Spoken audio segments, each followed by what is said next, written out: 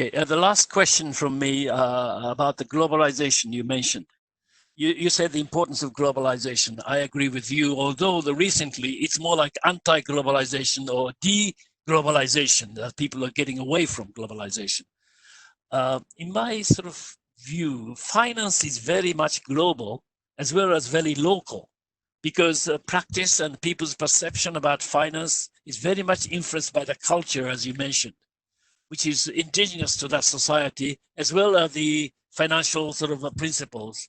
So what do you think, or how do you respond if I say finance is a global sort of business, or global plus local, and you have to take into account what is being good for the local as well as a global? Do you think this is compatible to think as a future style, particularly in the asset management industry, to be a global business rather than just global business? I think it's an excellent point, and I very much agree with you. At the end of the day, all investments are local. I mean, when you buy an office building, you're buying that office building on that corner that matters what's happening right around it. And if you buy a bond, you care about the cash flows that are going to be available of that company in that country. And so I think you've got to stay very close to your asset, and that asset is generally local. And the question is just what things in the overall asset management industry can then gradually be globalized.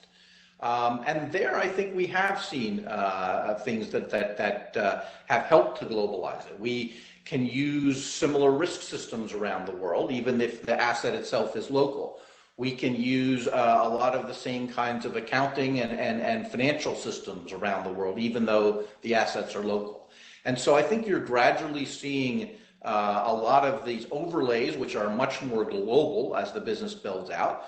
But at the end of the day, finance is local, and I don't think that will change. And I think if companies try to, they're probably going to make a lot of mistakes. So I like that local nature of it, and I think we don't want to try to shift that. The big concern I have is the one that you mentioned, which is that there's going to be a backlash against globalization. There already is a bit of one. And now that there's a health risk, I think there will be even a greater backlash. And I think that could actually set us all back if it happens.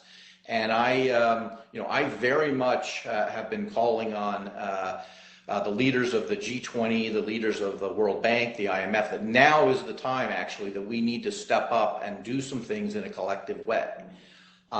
We need more leadership and more support on a global basis to fight this pandemic. And now is not the time for isolation. In fact, now is the time for broader cooperation. And I really hope that they are able to put aside some of their differences over the last couple of years and come together around a rebuild of our international organizations.